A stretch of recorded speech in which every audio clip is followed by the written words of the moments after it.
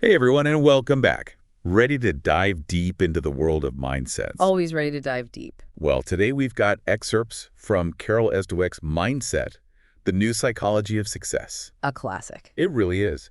And it's all about how our beliefs, our mindsets, can seriously shape our successes and failures. It's kind of crazy how much power our mindset has, right? Totally. Like Yeah. something we can't even see can have such a huge influence on our lives. Absolutely. So Dweck starts off by comparing a fixed mindset to a growth mindset. The core of the whole book, really. Exactly. So with a fixed mindset, it's like someone thinks their intelligence or their talent is just set. Like you're given a certain amount at birth and that's it. Yeah, exactly. But with a growth mindset, those qualities are just the starting point. It's all about potential. Right. People with a growth mindset believe they can develop those skills and qualities through hard work, through learning new things. Through effort. Exactly.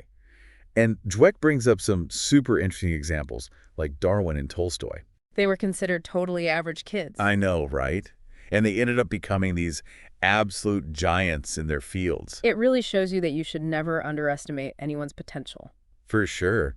Kind of like with Ben Hogan, the golfer, Oh, yeah. He was incredibly uncoordinated as a kid. and then became a legend. Can you imagine if someone had told him, nope, you're clumsy, no golf for you? Talk about a missed opportunity. Seriously. It's like telling a caterpillar it can't become a butterfly just because it hasn't transformed yet. You've got to give things time to develop. Totally. And here's where it gets really interesting. This whole belief in our ability to grow, it doesn't just feel good, There's real science behind it. Yeah, it actually changes how we process information. Huge implications. So someone with a fixed mindset, Dweck says, they might actually distort information. Like to protect their ego. Yeah. If their belief is, I'm brilliant, any feedback that challenges that feels like a personal attack, Makes sense in a way. right? They might downplay criticism, blame others, make excuses. Anything to keep that brilliant label intact. But someone with a growth mindset, they're like, bring on the feedback. Even if it's tough to hear. They want to learn and grow. They see those failures as Stepping stones. exactly, not stop signs. They understand that getting things wrong is part of the process. You can't get to right without going through some wrongs along the way. Couldn't have said it better myself. And this mindset thing, it's not just some abstract idea, It plays out in our relationships, our careers. Every aspect of life. Dweck talks about this couple who are struggling in their marriage. The husband, he wants total acceptance, no matter what. Like he needs to feel like he's perfect as he is. Exactly. But the wife, she believes that confronting problems head-on is the path to a healthy relationship. So you have one person craving validation and the other one focused on growth. Ooh. That sounds like a recipe for conflict. Definitely makes things complicated. It's almost like they're speaking different languages. And Dweck takes this beyond personal relationships and into the business world. Oh yeah, she talks about CEO disease. CEO disease, what's that? Imagine a CEO with a fixed mindset, surrounded by yes people, terrified of criticism, always trying to prove how smart they are. That sounds stressful. Incredibly. And they tend to focus on short-term wins, even if it hurts the company in the long run. So it's like that husband in the marriage anecdote, but with a corner office and way more power. Basically. It's all about protecting that image of perfection, even if it means sacrificing real progress. And Dweck contrasts those leaders with successful CEOs who embrace a growth mindset, like Darwin Smith, who led Kimberly-Clark for years. Didn't he say something like, I never stopped trying to be qualified for the job? That's the one. He saw himself as a work in progress, always striving to learn and improve. What a refreshing perspective, especially in a world where so many leaders are obsessed with seeming perfect. I know, right? It's like, who are you actually trying to convince? Sometimes it feels like they're trying to convince themselves more than anyone else. And speaking of the best, Dweck uses some interesting examples to show how our ideas about talent can actually hold us back. Like the whole natural talent myth. Totally. Take Christopher Reeve, for example. After his accident, his growth mindset was huge in his recovery. So inspiring. He didn't let his circumstances define him. Even with all the physical limitations, he focused on what he could do. He kept pushing boundaries. And you see the same spirit in so many people who've achieved incredible things, like Michael Jordan. Wait, what about Michael Jordan? He was actually cut from his high school basketball team. No Way. Can you imagine telling Michael Jordan he wasn't good enough? That coach must really regretted that decision. You think? But it really makes you think, What if Michael Jordan had believed that feedback and just given up? What a loss that would have been. So Right. this idea that you have to already be perfect to be worthy or valuable, Mhm. it's so much pressure. And it can be incredibly damaging, especially for kids. Dweck talks about this little girl, Loretta, who was placed in a less advanced kindergarten class based on just one test she took. She was 5 years old, one evaluation, and she's already being labeled and limited. It breaks my heart to think about it. It's the fixed mindset in action, this belief that one moment in time can define a child's lifelong ability. It makes you wonder, have we as a society started to see failure as an identity? Like instead of I failed that test, it's I am a failure. It's a scary thought. It really is. And it's not just kids who get caught up in this need to be a somebody. You mean adults do it too? All the time. Dweck talks about John McEnroe, the tennis superstar. He felt empty despite all the success. Why?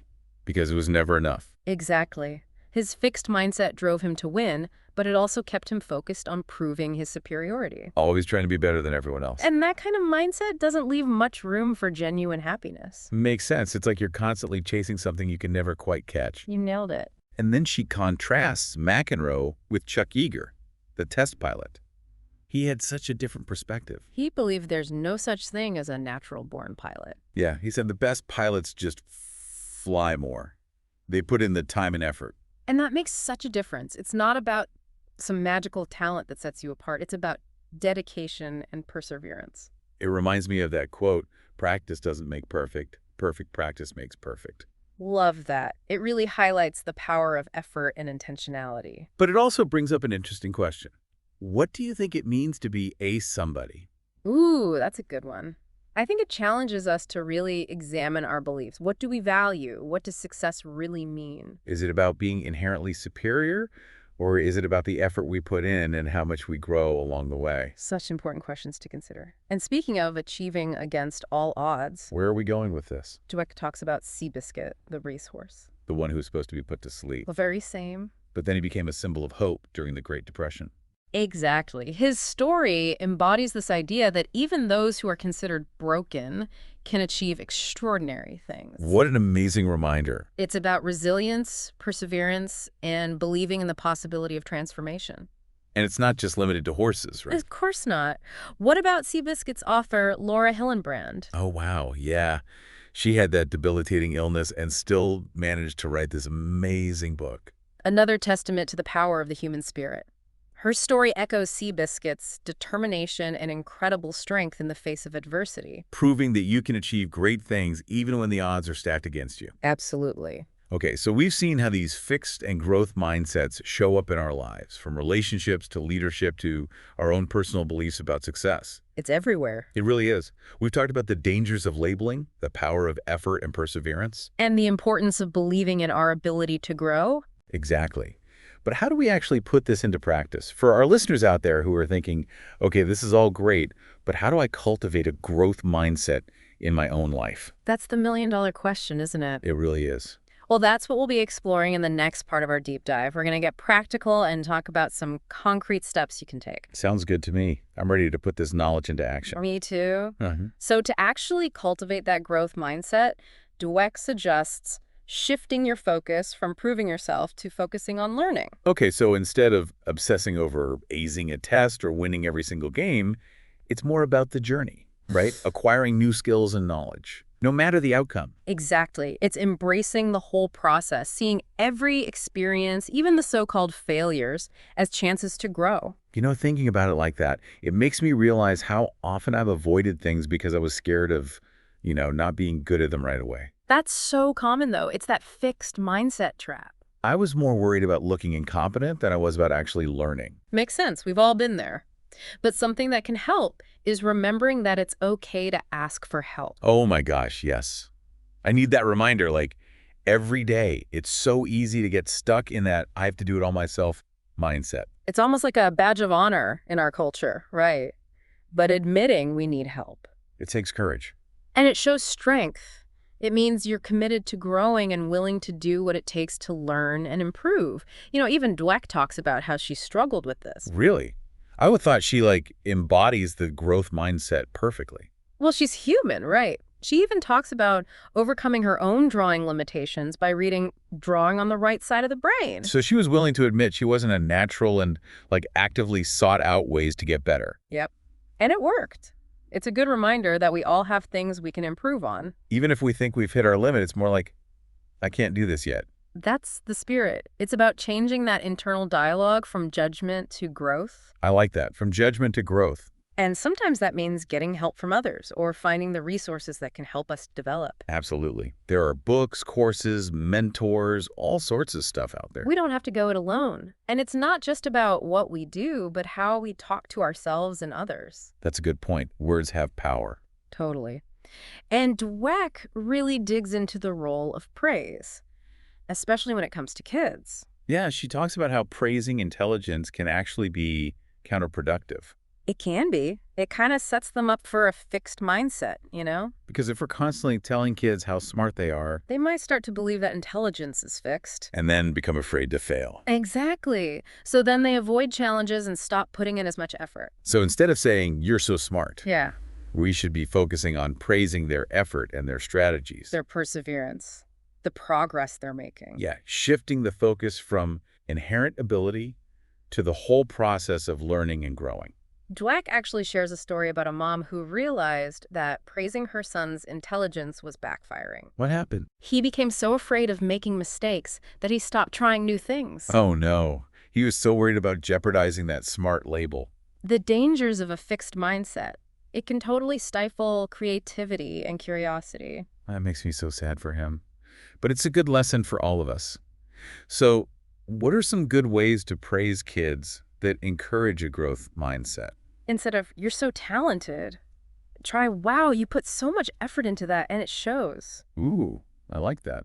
What else? Instead of, you're a natural, try something like, I love how you kept trying different strategies until you found one that worked. That's awesome. It's all about valuing the process, the resilience, the problem solving. And that goes for adults too, you know? We all need that kind of feedback. Feedback that focuses on effort and the progress we're making, it helps us stay engaged and motivated. Definitely. This makes me think of that Thomas Edison quote about finding 10,000 ways it won't work. Oh, that's perfect. It really highlights how important it is to reframe our definition of failure. In a growth mindset, failures aren't the opposite of success. They're stepping stones. I love that.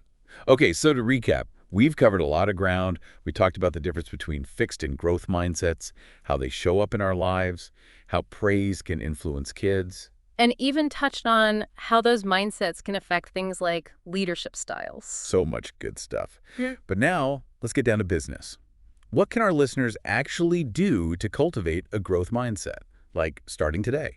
Well, we've already mentioned some key strategies, haven't we? Shifting that focus from proving yourself to focusing on learning, embracing challenges. And remembering it's okay to ask for help. Exactly. That I have to do it all myself mentality can be a real roadblock. It's so easy to fall into that trap, especially when we're afraid of looking incompetent. But the truth is, nobody has all the answers. Yeah, we're all learning all the time, right? Yeah, it's part of what makes life interesting. And it's okay to not know everything. In fact, admitting what we don't know can be the first step to growth. I love that. Giving ourselves permission to be a work in progress.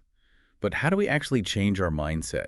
It's not like flipping a switch, is it? It definitely takes effort, and it's a process, for sure. But something you can start doing right away is paying attention to that little voice in your head. You know, your self-talk. You mean when I'm, putting myself down, telling myself I'm too old to learn something new? Exactly. Those are the limiting beliefs you want to challenge. When you catch yourself thinking those thoughts, ask yourself, is this really true? Or is that just my fixed mindset talking? So instead of, I'm terrible at this, it's, I'm still learning and I'm going to keep practicing. Now you're getting it. It's about replacing those negative thoughts with something more positive, more empowering. And remembering that progress isn't always a straight line. There are going to be setbacks. Oh, absolutely. But it's how you respond to those setbacks that matters. Do you give up or do you see them as opportunities to learn and grow? That's such a good point. It's those tough moments that really test our growth mindset. So it sounds like cultivating a growth mindset is about shifting our focus, embracing challenges, asking for help. Paying attention to our self-talk and building resilience, not giving up when things get tough. Like a muscle. Right. The more you work it, the stronger it gets. Perfect analogy. This has been such an eye-opening conversation. I really think Dweck's work can be so transformative, and I hope our listeners feel inspired to explore the power of mindset in their own lives. Me too. It's truly amazing what we can achieve when we embrace a growth mindset. Couldn't agree more. To all our deep divers out there, keep learning, keep growing, and keep believing in yourselves. Until next time.